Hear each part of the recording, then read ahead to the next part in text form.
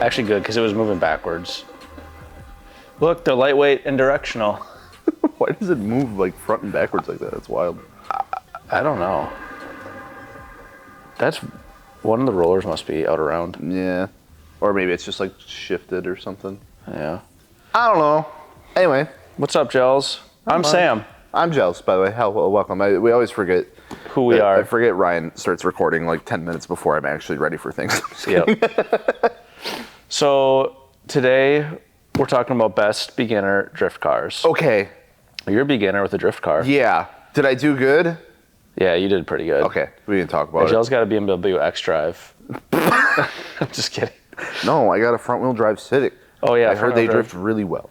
Yeah, don't do that. We'll get into that. But before we jump into talking about best beginner drift cars, what do we have on our website, Gels? We got, some wheels. Yep. We also got some tires. A lot of tires. Even some suspension as well. And I think we have stuff on sale right now. We do. Some of the best prices. Yeah, we got a ton of inventory. Yeah. You didn't know. And we want to get it to you guys. So we got some stuff going on.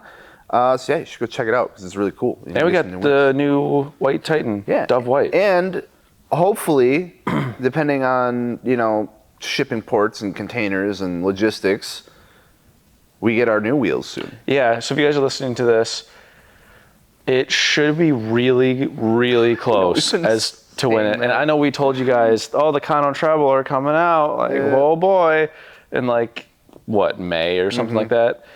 Not our fault, I'm not gonna lie. Yeah, at this point I almost wish it was, so you guys could just blame it on us, be like, those silly guys. And it's like, no, because if it was our fault, we probably would have fixed it by now. And we hear you and see you in the comments. It's shipping. They'll be here, and then we'll all have tri-spokes. Pretty sure they're just sitting on the ocean. They are. On a ship, just waiting to be unloaded for the last month.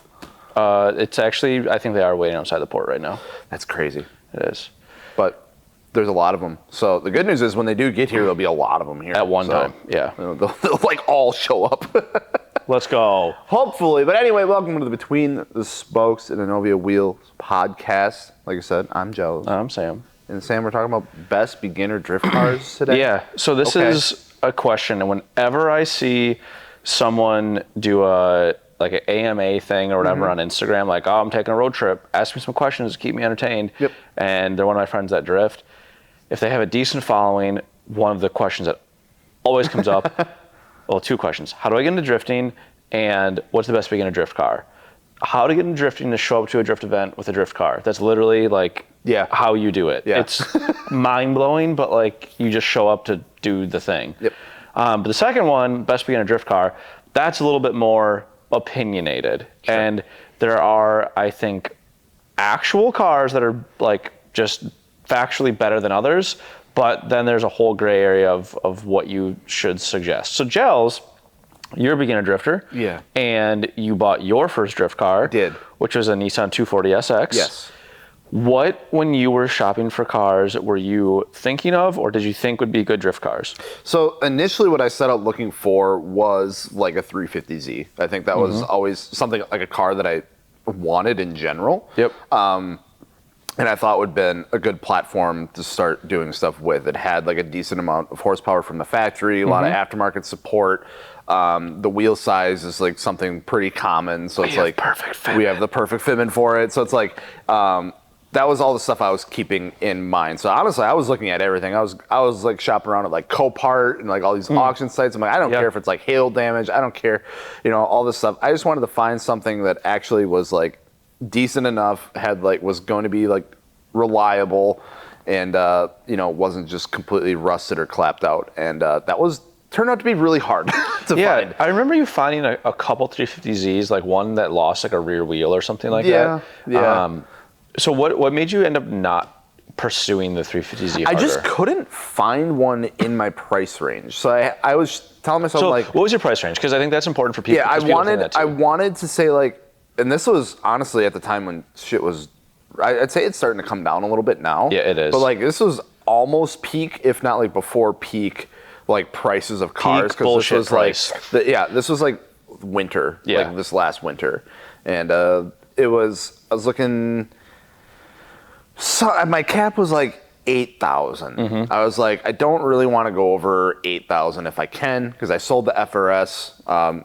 Whatever, I got back from that is what the cash I had around to play with, because I wanted to keep some money for a down payment on my new daily.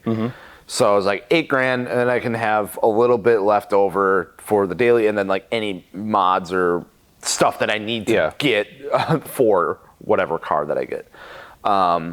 So yeah, I was like, I couldn't find, like, if it was $8,000, it didn't have a title. If it had a title, it was completely rusted out. If it wasn't rusted out, it was like mechanically questionable, in disrepair. Like, it was just I couldn't find like the perfect culmination of stuff, and the rust was honestly the biggest one, because it's like, obviously it's going to be a car you're going to be working on a ton. Rust is like the worst thing to deal with ever. I know it's like, Wisconsin rust is the worst thing ever to deal with. Besides, I heard like Pennsylvania is really bad too, but yeah, it just doesn't it doesn't get better without major repair. Like if it's body rust, that usually means the underside is rusty. It's rusted through. Yeah. So that was like the biggest thing, and I was like, I can't really find anything. I opened up my search pretty wide, and I was looking down south. I like found a couple, even like in Texas. I was like, I'll drive. Like, I don't care. Texas had some like decent ones, but like, again, that's like a 20-hour drive down there. And I was like, I don't know. But there was always this 240 that kept popping up in like the suggested outside beautiful of your color range. 240. Yeah, the Blard green. But yeah, it kept popping up. It was in my price range, and I was like, why is this thing actually in my price range? Because I'm like, I'm not even going to look at 240s, because I just know they're going to be $12,000, $15,000, know what I got, doesn't have an engine, stripped interior, that whole meme. Just needs a tune, that kind of stuff. And they're all like S14s, and the S14 was like, if the body was clean, it didn't have a drivetrain, like at all, and they wanted $10,000 for it. I'm like, Jesus Christ. And but this S13 kept popping up, and I was like, all right, I'll look at it. And the more I kept like looking at it, I was like, this thing actually set up pretty good. Like, the guy that owned it had been drifting, or he built it like 7 years ago. He'd been driving it ever since. I think he actually ended up selling it to a buddy that drove with him. The guy wanted to get rid of it. He ended up buying it back, and he's like, into Corollas now, I don't really want the 240. And he's like, I'll sell it. So that's why he's like, I built the car. He knew what it was worth, like the condition that it was in. He's like, it's a turnkey drift car for anyone that's looking to get into it. And I was like, sick. I'm looking for something like that. And it's in my price range. And I showed it to you. You're like, yeah, it looks good. I was like, all right, I'm going to cancel. Yeah, look at the mod list, and it's like, it wasn't parts. like overdone. No, it wasn't overdone. The cage, I think that's the only is aggressive. I think he needed it for tandems, is why he did that. But it was a good car. It turned out to be a good car. I think we just got a couple things to work through with it, and there were some small issues. It wasn't anything that we couldn't overcome in a couple hours. But I think that was a good choice. So that kind of gets into what I want to talk about. Is like, I want to like you guys to hear Gels' mentality of like what he was looking for, because he was asking me some questions along the way, but I wasn't sitting there like, you need this, this, and this. It was like, hey, what do you think of this? So I was trying to help him like decide on his own, because ultimately you need to decide on your own, because if you're just, you gotta be happy with the car that you buy. Exactly. Otherwise you're not gonna want to do anything with it. Because drifting is a very much sport about self-expression. So if you're buying a car because someone else told you to buy it and you didn't really like it, it kind of takes a little bit of the fun away from it. And so you need to like it. That's the first thing. Let's get that out of the way. You need to like the car. So then options. First of all, don't think you can just go do something weird and it'll be okay. Or like, man, I've never seen anyone drift this. Yeah, I'm gonna go get like a Trans Am because that'll be super cool and different. And it's like, yeah, you're right. It would be cool and different, but it's gonna be a nightmare. Yeah, it'll be way harder, because unless you have friends that drift that chassis that's weird or whatever, it's gonna be hard to get information for it. It'll be harder to get parts for it. So, and harder to like understand how to drive the car. Like, it'll just be difficult from the start. Don't do that. Make it easy on yourself. That's like maybe drift car number 2. The very easy option, and it's a meme though, in my opinion, is an S chassis. I think the S chassis is really easy to drift. It's a great car, has probably the biggest aftermarket for any drift car or any car, period, that's out there. The aftermarket is huge. The knowledge base is out there. Parts are plenty available. And they're pretty cheap for the most part. Exactly. Parts are very cheap for it in comparison to some other stuff we'll talk about. And they're out there. The thing is, you got to find it. Yeah. And that's the hard part, where Gels is saying, oh, they're wanting shells for $12K. They're down from that now, but they aren't cheap. Yeah. But you also aren't trying to find the cleanest S chassis that's out there. Right. I'd suggest go with something like an S13 if you can.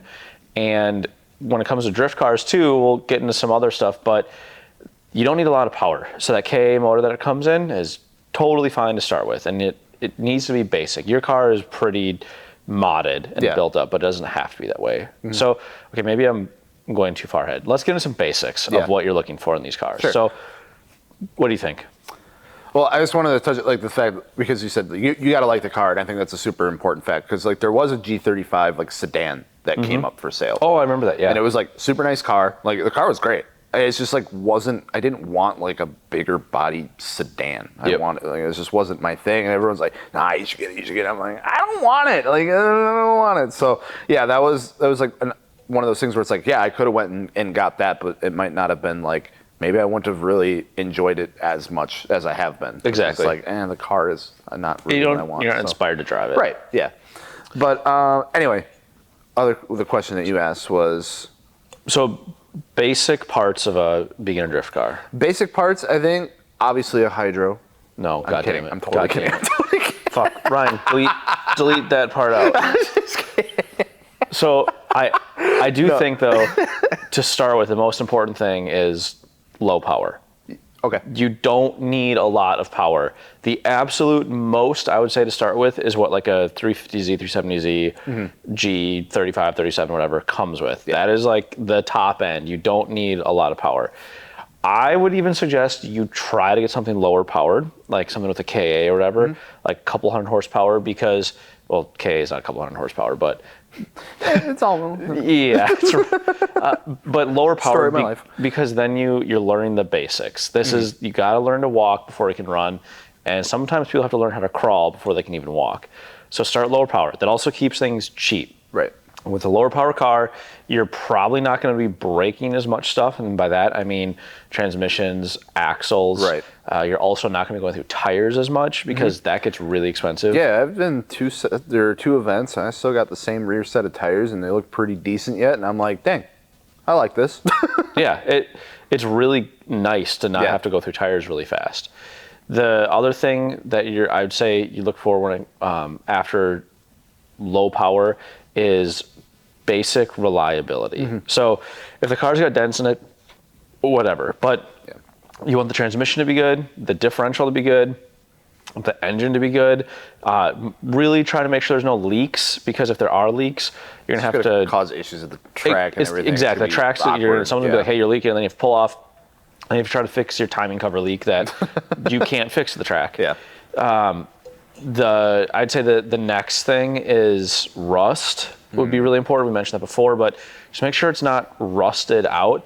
If you have some rust, like on some fenders or paint chipped or whatever. But make sure the underside doesn't have rust and is clean.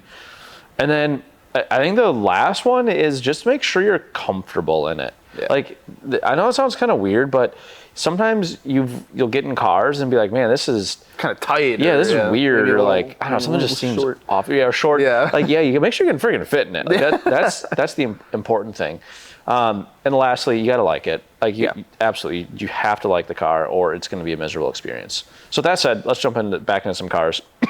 S chassis, I think it's a no-brainer. It's a total win. Sure. If you can S13, my opinion, preferably with a KA, because the aftermarket's like huge. Yeah, I feel like the S14s are like, obviously it's right now here the closest thing you can really get to S15s. So a lot of people are like, oh yeah, I'm gonna go shoot for that. So I think those are little higher in price right now, because there was a lot of S13s for sale that I was like, it was really close to my budget. And I was like, but the S14s were like way out, just blowing it out of the water. The other reason why I suggest an S chassis is they're really easy to work on. Oh, yeah. Very simple. There's not a lot, or really no electronics or anything. It's very basic. I can tear my whole like front suspension apart in like 20 minutes. Yeah. It's wild. It's really easy to work on. That's important too. Like you're gonna work on your car. Outside of S chassis, I'd say right now one of the things that I'm seeing a lot more of are 350Zs, 370Zs. Let's throw the Gs in here as well, absolutely. 35, 37s. I think those are great. Like they make more power than you need to start with. So you're gonna have to try not to learn bad habits, which a lot of people out there, I know you do, and it looks stupid, but don't like rely on power. That's probably the biggest thing with those. But they have enough power where you can start with that car and then take that skill really far if you wanted to. The kind of downside to it is a little bit more complicated. I know just to get their traction control off, there's a couple wonky little things you have to do, but it's not the end of the world. They're also pretty well documented as far as like drift cars and parts wise. Right. Yeah, they've been out long enough. Like I mean, shit, since 2004. Like been around for a long time. People know the ins and outs of them. Again, ton of aftermarket support for the cars too. Working on them I think does get a little bit tight. The VQ obviously I know has its ups and its downs for things as far as like reliability and oil consumption and things like that. But overall, I mean, I think they're a powerhouse. I think they take a freaking beating. Yes. I've seen 350Zs just get beat on and they keep on coming. So we got a lot. We're talking about a lot of Nissans here. That's all right. Maybe we should get off of some Nissans. Just run it. R34 GT. No, I'm just kidding.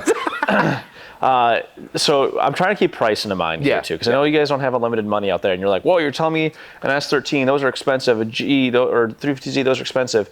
As we're saying this, remember there are deals out there. Yeah. And if you have friends that are in drifting groups, have them look for you, because people that are in drifting kind of cliques or groups, they'll sell cars to each other at a better price than just on the market. Like I know I had you looking for some stuff for me as well.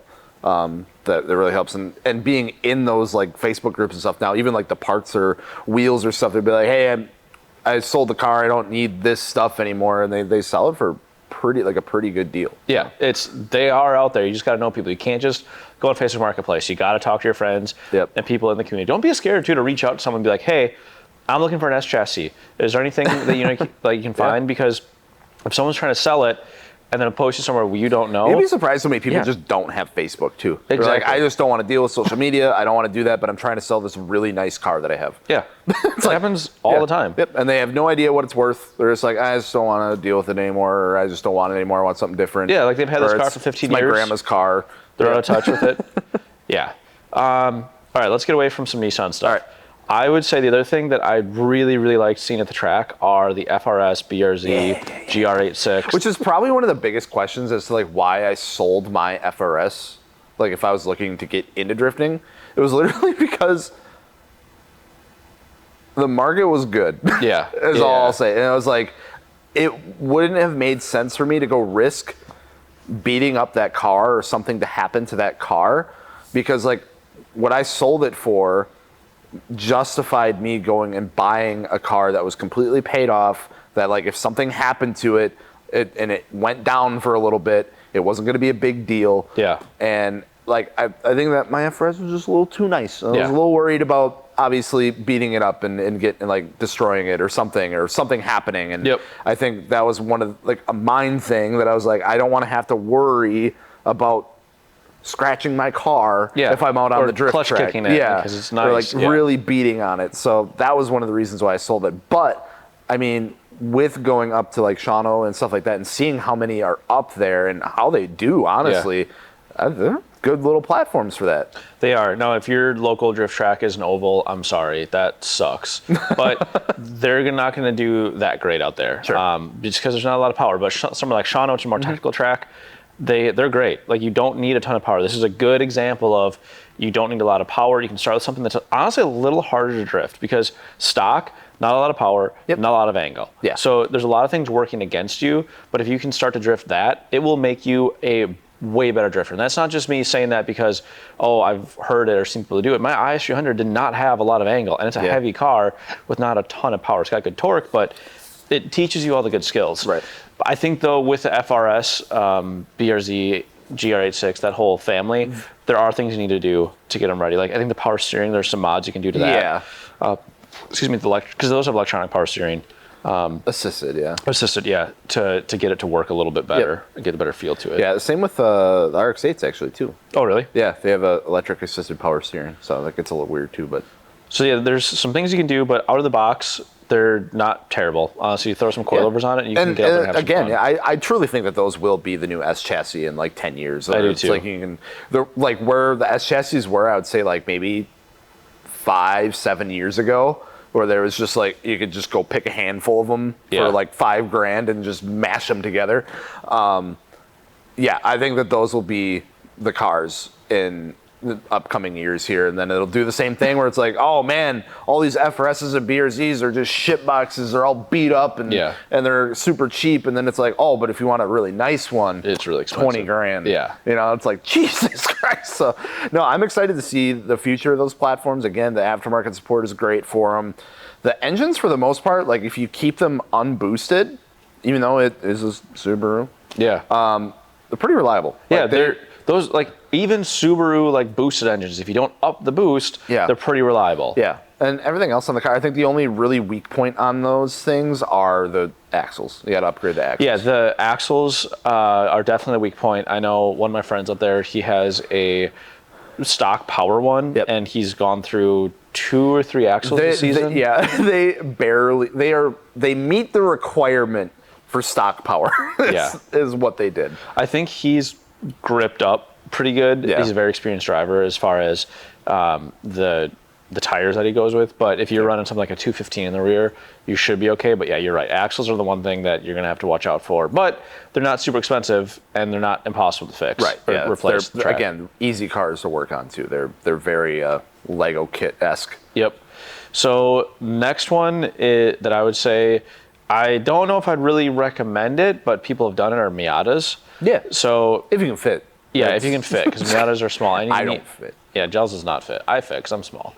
But you need a roll bar, so keep that in mind. Yeah. But Miatas are very cool. They can very easily be done wrong and be very bad, but they're kind of like the FRS, not a lot of power, not a lot of angle stock. Really small, though. They are very small. So if you do have a small track like Shawno, it's great because it's nimble, but if you have an oval track, it's not going to happen.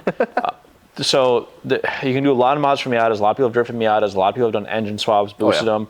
They are like good, but they're not easy. I haven't driven one myself, but everyone I've heard is like really very twitchy. Squirrely, yeah.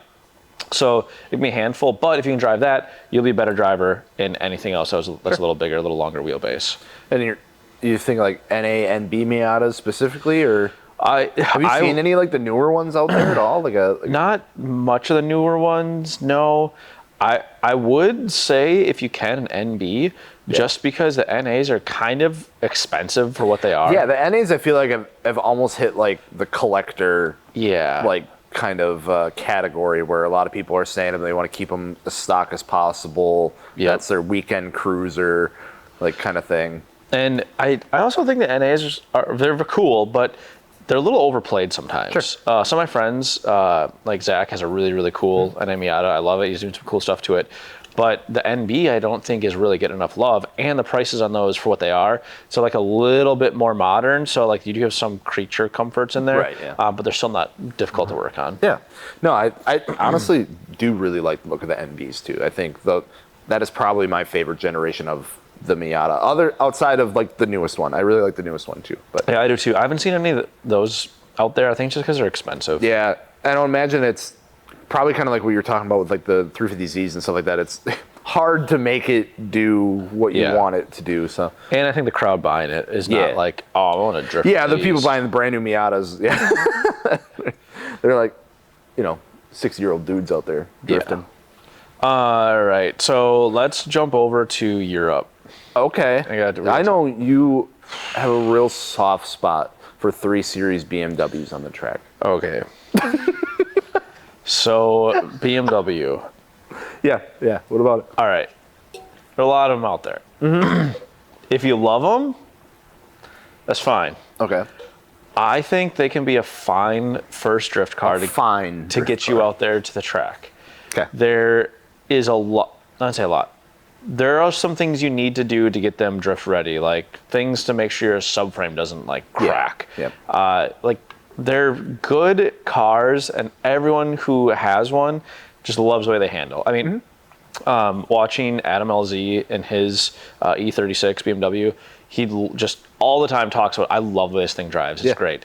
And BMW does make good cars. Like they make good driver's cars. For drifting, I don't know. Like there's a lot you need to do to them, in my opinion. And I think there are some better Japanese options out there. But with everyone buying E36s because they're freaking cheap, they're kind of like the S chassis right now. It makes it so there's a large aftermarket and a support network out there to help you with stuff. Sure. I don't know. I'm not going to say go and get one. I would rather see you guys go get something Japanese, because I do think that is kind of the real, like, true heart of drifting. And also, a lot of those Japanese cars, you can keep with that chassis and run with it a little bit longer, in my opinion. So now we just pissed off all the BMW fanboys out there. I mean, I've owned an E36, and I did really like the car, even though it was a pile of shit. I did really like the car. It was fun to drive, and I could see why, obviously, people would go stay in them. They are super affordable, especially like the like a higher mileage, like E46 too. Pretty affordable. I mean, but like you said, being in that group and like doing stuff to the car and things like that, it was like, yeah, I know, like the subframes are like a weak point, and they like to crack or break or just whatever. And yeah, like you said, I think they can handle it really well. I think you can do it. Obviously, people have been doing it, but I think it does require a little more work or modifications to do it correctly. Otherwise, it's just going to be really straining on the car. Yeah, they're good cars. Like, I have a lot of friends that have really cool E36s. Yeah, because you can get a straight six rear-wheel drive manual car for pretty cheap that puts on a decent amount of power. It is balanced well. I honestly look pretty decent. Yeah, I like the E36. You can make them look E46. super cool. Not to make it look like basically an R32 sedan. That's my pro tip. And the E36s, though, I will say one thing: if you can get your hands on like an M car, like an M3 or whatever, 100%. Like, I have seen the absolute piss beaten out of those, and they just keep coming. Those are great. Like, it's just like your 325i. We're being a little cautious here, and anyone, especially my friends are there, if you listen to this and you're like, "What the fuck, dude? I have one of those." Like, when you're first getting into drifting, the allure of an E36, like, rear-wheel drive manual. A lot of the people listening to this are going to be looking at a really cheap, like, super base spec model that is not probably what they should be looking at. Yeah, I had a 325. Yeah, I had fun with it. They're fun, but if in your area, if you have a lot of E36 guys, get one. That's the thing I'm going to say. Like, have people you can go to for help. Okay. So if you're the only E36 there, or one of the few, and you don't know anyone, I'd be careful, because you're going to rely on Google for this, and there's a lot of misinformation out there. But if you have an E36 guys at the track and one of them can take it under their wing, do it. Like, I think it's fine. E46, I think those are really cool looking cars. I'm not going to lie. I always thought the E46 was those have really grown on me. I used to not like them that much, but I feel like, I don't know, something like they've all aged and have really, like, kind of grown together. Dude, the E46 M3 looks so killer. Yeah, they do. Also, all these cars, avoid an engine swap if you can, because that's a whole nother thing we can get into. Yeah, not to mention because they're older, and if the engine's been swapped, you don't know who did it or when or how many times it's been swapped and what else was done and what works, what doesn't work. It sucks. It's wild. All right, we jumped over to Europe. Is there anything else in Europe that you think's worth mentioning? Not that I can really think of. I don't know if there's really. Is there any, like, older, like, Mercedes or anything that people really kind of do anything with? I think like the 3 Series BMWs are it. Like, those are kind of the go-to. I'm probably forgetting one, and we're just gonna get absolutely someone's gonna get mad, but sorry, that sucks. Going back to America, I have not seen as many of these at the tracks as I thought I would, but the SN195 Mustangs, and the SN197 Mustangs. Sure. So those two groups of Mustangs, which both of them had the 4.6 in it for the most part. I think that's a 95. Actually, for the first year, had like a 5.0 like option or ability. But the 4.6 Mustangs, what we're talking about, those I think are really fine first drift cars. There are some things you have to do to it. A Fox body, I think, is like great too, but you have to do a lot of work to it. They're also really expensive right now. Yeah. But those 4.6 Mustangs, I think, are good beginner drift cars. I had a guy, we did a Drift Day 101, I jumped in the car with him, and he had a bone stock Mustang GT, and he was freaking ripping. Like, that car was great. And it's got way more power and torque than you need, but it doesn't have a lot of angle, so that kind of like helps you counter that. But I think those cars are good. There's not an immense amount of stuff you really need to get it doing. I'd say suspension and diff is probably the most important thing. But other than that, like, they're good. They might not look the coolest, but I think you can actually make the SN1 NE7 look really dope. Yeah, I actually really like that generation. I think probably because of Need for Speed, but that might be a little biased. But yeah, I like those cars. It's interesting that I guess I've never.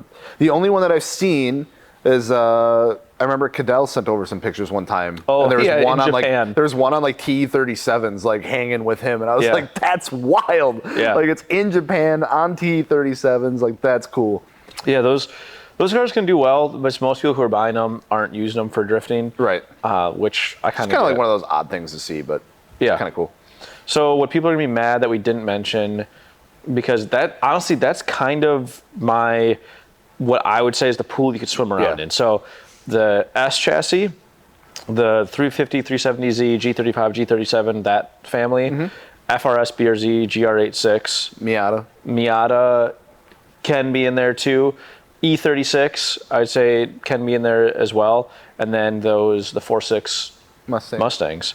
What people are going to be like, whoa, you didn't put this in there. Corvettes, too expensive, too much power, like right off the bat. I wouldn't say that for a first drift car. That can be fine, but not it. Anything right-hand drive or like R32, like too expensive, kind of hard to work on if you. And that's got to be awkward too if you've never driven a right-hand drive car before, and then trying to drive it like that. Things are on the opposite side. Like, that's got to be a little awkward.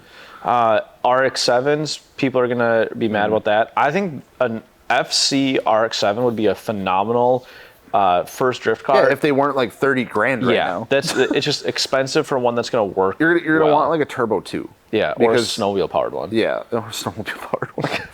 I think, because you're gonna want something with, if you're going rotary, I think obviously a turbo is gonna help because they just suffer so much in the torque. Yeah, and if you can drive an NA one, like you're a man or a woman, I guess, if you're a girl, but man. Yeah, but it's a challenging one to start out with out of the gate. What else are people going to be mad that we didn't mention, Gels? RX-8s. Actually, I really want an RX-8. If you can get an RX-8 at a decent price, which they're still out there, which you can right now, they are out there. I would throw that into the good first drift car category. So let's add one in there. RX-8s are in there because the power band makes you work for it. The stock angle is kind of sucky, but you just a little bit more angle, and you'd be having a lot of fun, but you don't really need it.